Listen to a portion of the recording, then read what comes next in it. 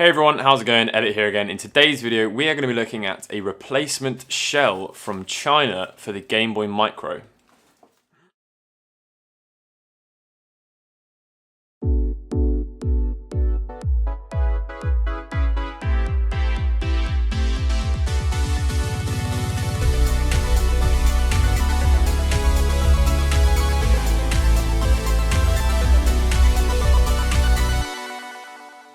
Now, typically looking at replacement shells isn't exactly an interesting thing to do, so why is this video going to be any different from others? Well, it might not be, but this is the first time that I have ever seen a Game Boy Micro replacement shell, and I haven't actually looked at it inside yet. I believe it was around about £20, so it's not exactly cheap as far as replacement shells go, but I thought what we'd do is just look at it together.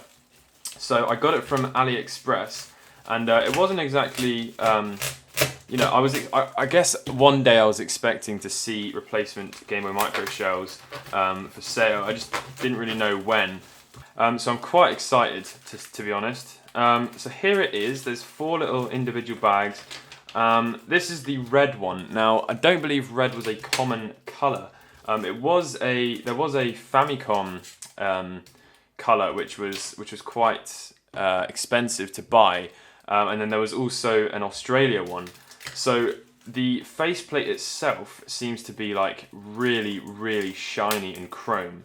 Now, one of the problems with the aftermarket faceplates is that usually the plastic, the clear see-through plastic, is really like foggy. Now that one doesn't seem to be the case on this, but it's really scratched and very fingerprint heavy. I'm gonna just give it a little wipe here and see if I can get rid of any of the fingerprints on the inside of it. But yeah, that's not very good. That's not very high quality. Now, I have actually seen these super reflective faceplates before. Yeah, it is actually slightly cloudy. That's not ideal. And also it is still slightly scratched. So I would recommend, if you're going to be doing this, then don't do it for the faceplate. There are better faceplate options available, but these have been on sale for a while, a chrome blue and a chrome red. So that's not exactly fantastic. Now it's time to have a look at the actual metal itself. I'm really excited about this, to be honest with you. So here it is.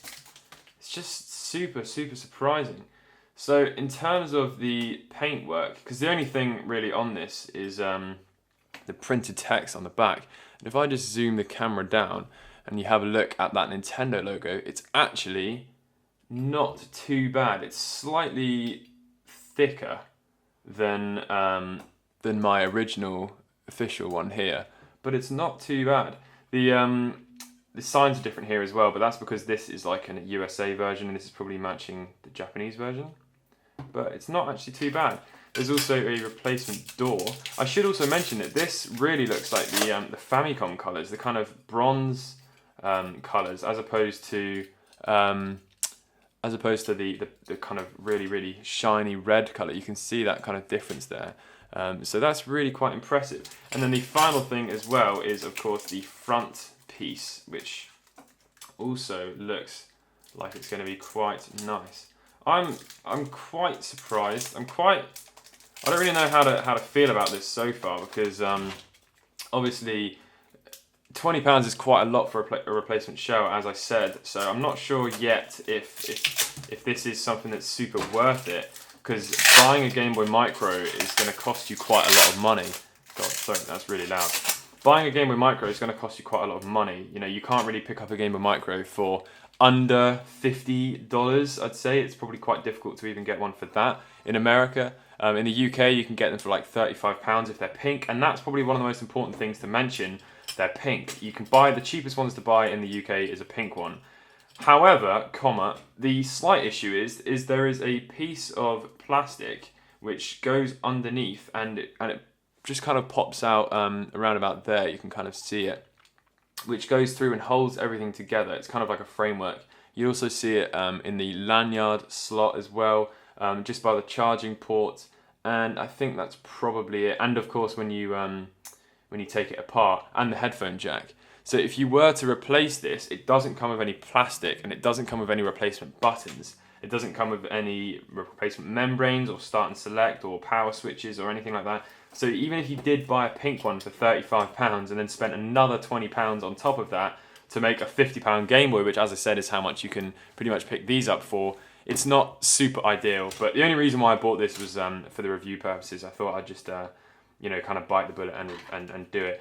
I should mention that I'm not going to be taking my Game Boy Micro apart to show you this. I'm sorry, but the process is incredibly difficult, and I don't actually have the right size tri-wings to take apart a Game Boy Micro, so I'm not going to be putting it on this one. However, if I do pick up a pink Game Boy Micro in the future, then I will definitely put it on for you and show you. It's a shame that red is that red screen with that kind of what's it called, faceplate isn't ideal, because actually that looks really smart. But I don't know if you're gonna be able to see that there. There's like a really weird glare on the screen. It's probably not going to show up too well on the camera, but unfortunately that plastic's just quite cheap and not ideal. But it's good to know that that isn't reflected in the metal. These feel incredibly high quality. They look like they've been machined very well. It's probably some sort of like a I imagine it's probably injection molded, but it kind of looks like it could be stamped out of a sheet metal. But yeah, okay, very interesting. I hope you guys have enjoyed this little video. As I mentioned, I'll definitely keep an eye out now for a pink Game Boy Micro, and hopefully we can assemble this onto an actual Game Boy itself and see what it looks like. I hope you guys have enjoyed this video. Let me know what you think in the comments section below, and I will catch you in the next video. Peace.